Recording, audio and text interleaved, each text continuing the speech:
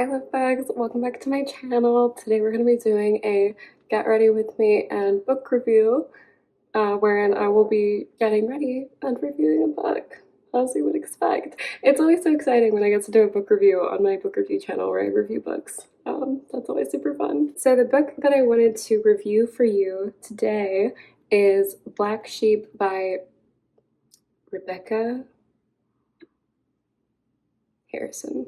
I feel like I always get a little bit too far away from the plot whenever I do these reviews, so let's actually tell you what it's about before we start. Okay, so the premise of our book, shit, we're following our main character Vesper, who is a just normal 23-year-old girl working a shitty restaurant job in New York City, you know, so relatable, so quirky, and she, as a teenager, when she turned 18, ran away from her like extremist religion cult. I guess religion cult isn't very it's a little bit redundant, but her like extremist cult that she ran away from and that her entire family is still a part of. So she's really like on her own out in the big city, out in the real world. Okay, we have to wait for that to dry for a bit. And so one day she's having a terrible day at work. Who can relate? And she gets a letter as save the date in the mail from her cousin who is getting married to this boy that she liked as a kid. Drama. But also this is I would imagine this is a pretty small cult, so you know the dating pool is not expansive, and she's kind of deciding for a bit. She's surprised at first because she was thinking that like because she left the cult, she hasn't had any contact with any of them since she left, and it's been 5 years, almost 6 years. That's actually significant. And so she's like surprised to get this invitation because she figured they would cut off all contact with her and never speak to her again. But she decides that she wants to go to the wedding. She wants to show up and see her family and show them how much better she's doing now that she's not in their crazy religious cult anymore. Yeah, so that's our basic premise, I would say. I'll go more into like plot details whenever I do my spoiler review because I just can't be bothered to give you no spoilers for this entire video.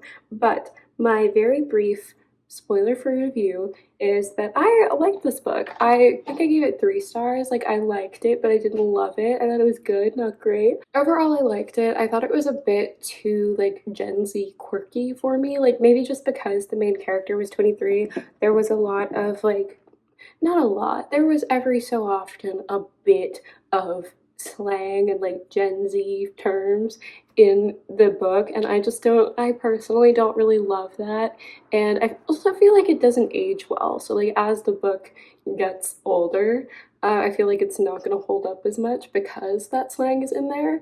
And I just don't really appreciate it. I think it's like kind of cringy. But other than that, I also thought that it didn't really nail down a lot of the themes that it was going for, and just that overall the plot was extremely predictable. But like there's this one major plot twist that I mean, I saw coming the moment it was potentially introduced. Like the moment it even like could have been guessed, immediately I knew what it was. But other than that, other than those things, I had a good time reading this book. I enjoyed it a lot. I thought the writing was enjoyable. I thought the plot was enjoyable. Yeah, so that's my spoiler-free review. So the book starts out with Vesper having this awful day at work, and she's talking to these customers who are being super gross and nasty, and the restaurant has like closed, but they're still lingering and they want her to keep bringing them things. And one of those things is queso. So she brings queso to them, and then she gets really pissed off at them because they're being so gross and nasty. And all of a sudden, the house of pesto, the queso explodes into this guy's face, giving him like 3rd-degree burns. And she's like, that was weird. And then, of course, she gets fired for that. So at this point, Vesper is like looking at the invitation and she's debating whether or not she wants to go, what she's gonna be in store for her if she goes.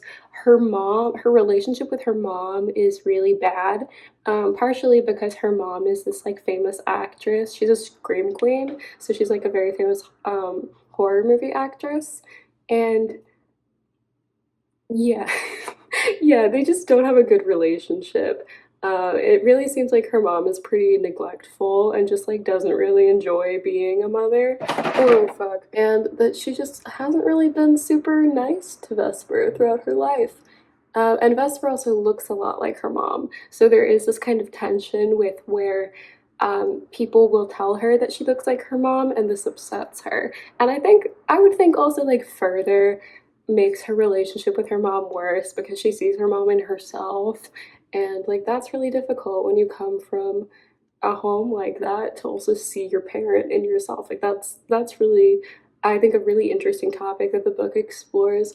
I really enjoy this like first section of the book where Vesper is just thinking about her family and like reflecting on her time in the cult and why she left.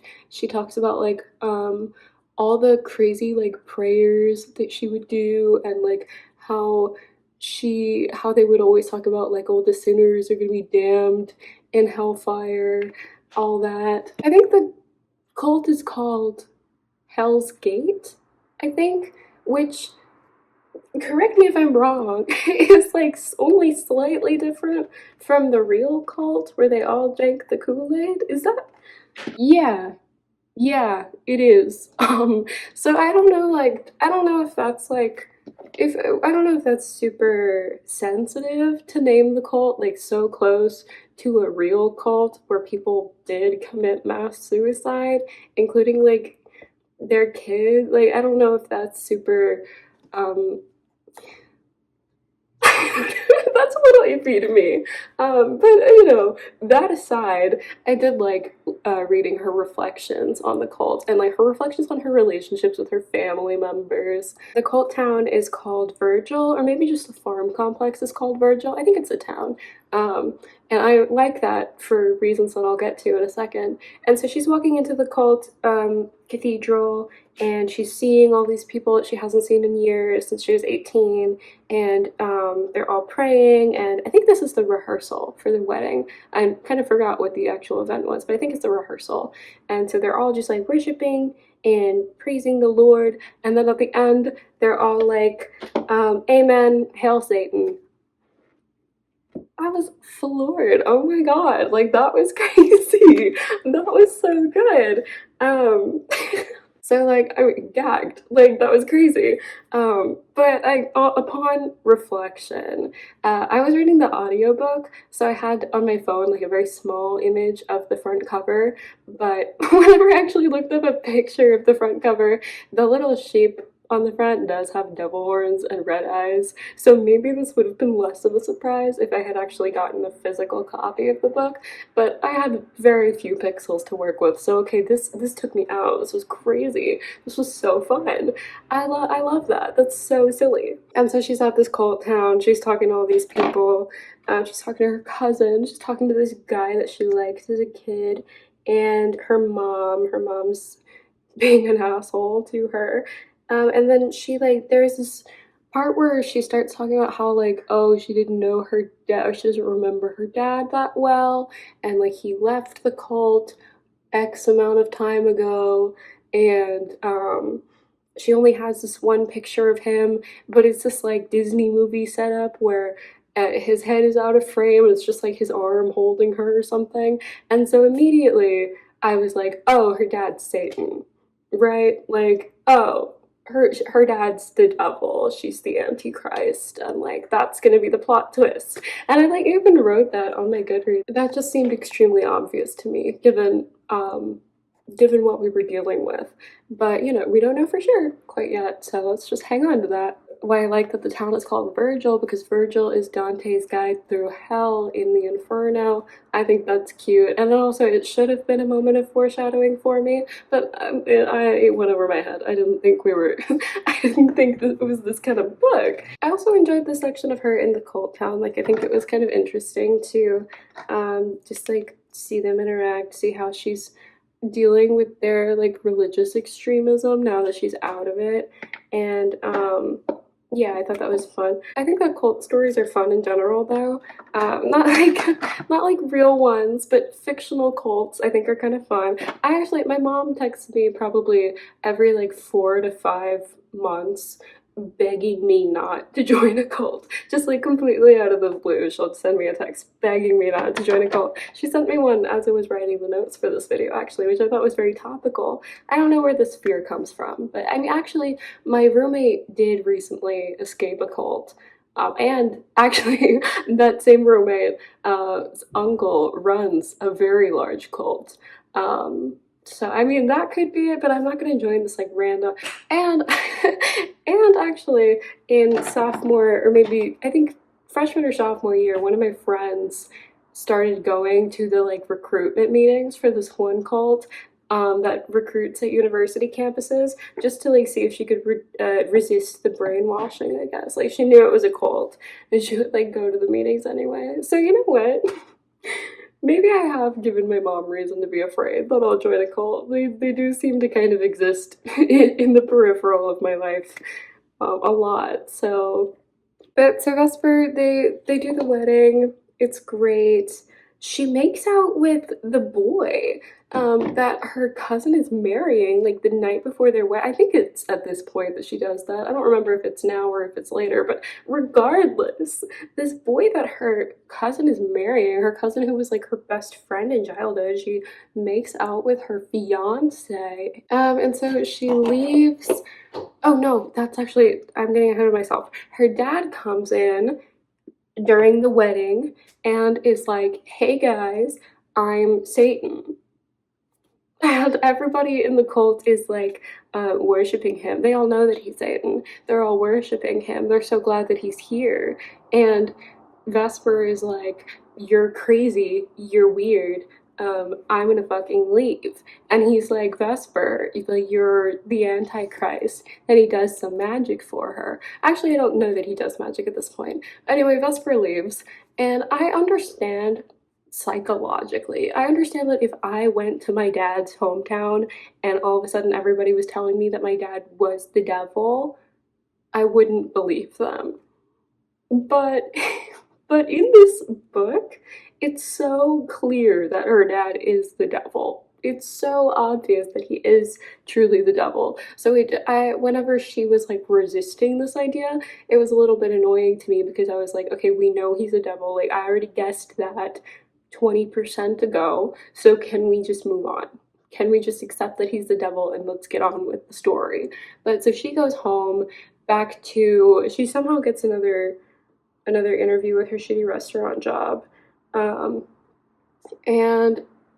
then this is just like keeps happening that, you know, there will be strange random acts of extreme violence around her whenever she's upset or threatened or she like feels some type of way. And she'll just be like, that's weird. Even now, knowing that her dad claims to be Satan, she's like, that's weird.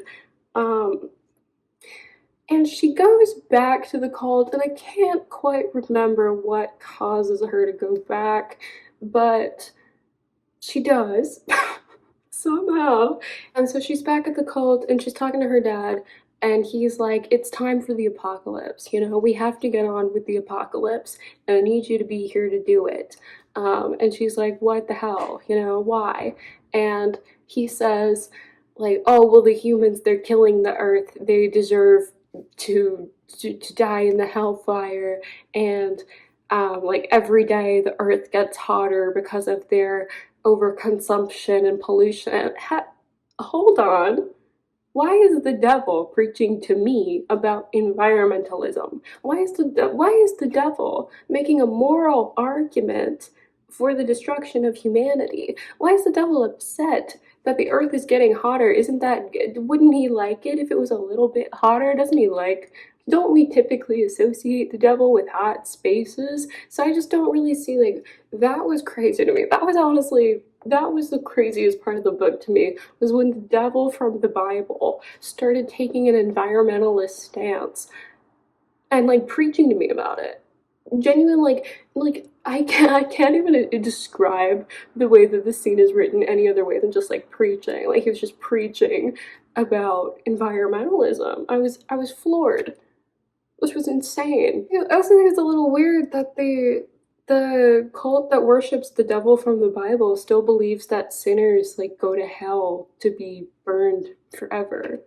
Like, isn't that the goal? Don't we want to go to hell? Isn't that how we get closer to the devil? Because he lives there in hell where the devil is the devil from the Bible. Why would we like, why do we want sinners to go to hell? But maybe I just don't know enough about Satanism. Like, maybe I just don't. That's really possible. And so at this point, she's still kind of like, he's crazy. He's this crazy man who thinks he's the devil from the Bible. And then he like does some magic and she's like, oh fuck, he's the devil from the Bible. And it's like, girly, I could have told you that so 100 pages ago. Like, I could have told you that forever ago. So like, we can't be this slow with it. And I think that I think it really would make the book better if either I think there's two ways we can make this plot line work a little better. Number one, she already knows that her dad thinks he's the devil and like already has it in her head that he's crazy when she gets there. So when he starts telling her that he's the devil from the Bible, she's like, yeah, whatever, Steve, like, you've said this since I was a child. I'm familiar with your antics. Or two, I think that maybe it could be a little bit more ambiguous as to whether or not he actually is the devil from the Bible. Like, maybe if he acted a little bit weirder, if he was like a little bit more just like not mentally there, if he kind of contradicted himself, or if he said things that didn't really make sense, if his arguments were like meandering, or if he just like seemed a little too human, if he wasn't doing magic, if Vesper wasn't doing magic, like if there was no reason for us to think that he was the devil, then I think it would have also maybe been better. Because at this point, even though the devil hasn't done any magic, Vesper has. Like, Vesper very clearly has. Like, immediately in that first scene when the queso explodes, like, I've seen a lot of queso in my day, and it's never done that. So I don't know what you wanted me to interpret from that scene other than like that she's the devil. But so of course the real reason that Vesper has been brought back to the cult town has been to complete the ritual to like instigate the apocalypse. And that ritual is, naturally, since she's the Antichrist, that ritual is you know, a human sacrifice. It's so crazy whenever you start thinking about the crucifixion as a ritual sacrifice. It really kind of like gives it a new perspective. I don't know. But so they're gonna ritually sacrifice her, and then, you know, she'll be resurrected and the apocalypse will have started, is what we're trying to do here. Vesper is pretty upset about this, understandably, but I think that it would have had a lot more tension, and I think it would have been a lot more interesting if at this point we didn't know whether or not he actually was the devil. Like, if we thought maybe he is just like a crazy man who thinks he's the devil and now he's gonna kill his daughter thinking that she'll get resurrected, like that would have had a lot more stakes.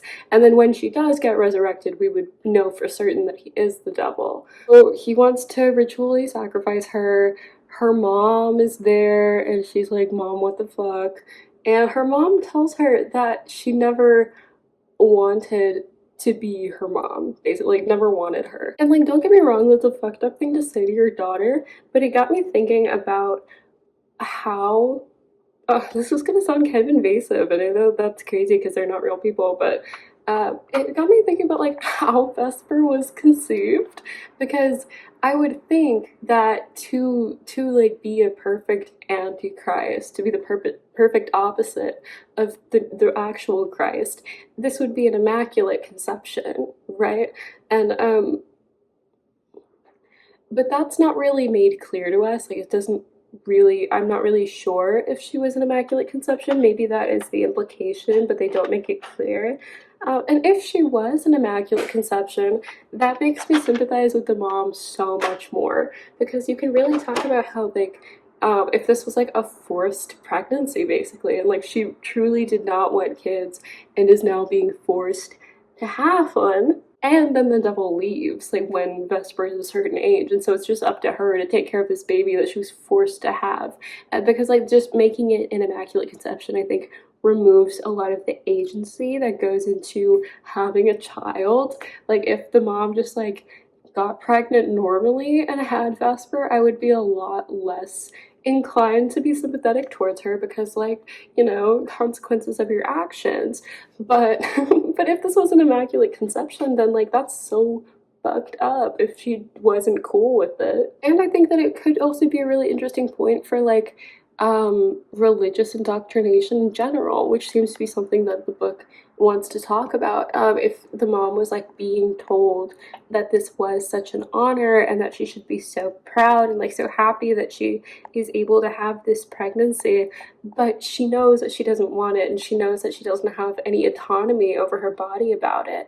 Like I think that would be a really interesting way to take the actual like story of what happened and make it so dark, and that would really fit the theme of it being like the Antichrist, is all these positive and like pure emotions that go into the actual like birth of Jesus story are flipped to their most extreme negative. And I say this as someone who's not Christian, so I'm not trying to like preach at you about the Jesus story, but just like based on like my understanding of it and what I've been taught about it, I think this would have been a really interesting like inversion to make. But anyway, he ritually sacrifices her. It's kind of like gross about it, just like gets her, and she wakes up and now she has all these devil powers, and she opens a portal to hell, and she looks down. They're in the cathedral at this point. I didn't say that. I feel like I'm getting a little bit messy with the plot structure.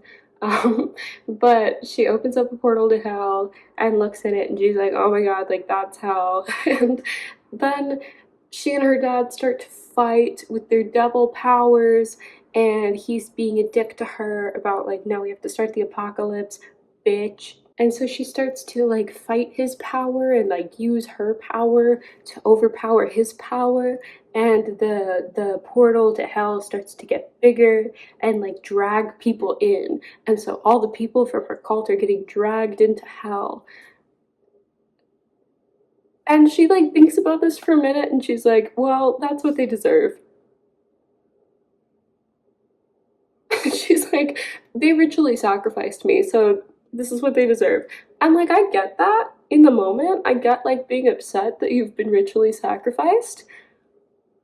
But I don't know. I thought the whole thing was that like this was indoctrination, right? Like when you're in a cult, I also I don't love that message that like if you're in a cult that does harm to people, you deserve to be harmed, because it is a very like extremely psychologically complicated environment, and that like these people really they don't they do have some degree of control and like knowledge over what they're doing, but they have been indoctrinated. Like that's a pretty big part of cults, is the indoctrination, and most of them have been born into the cult.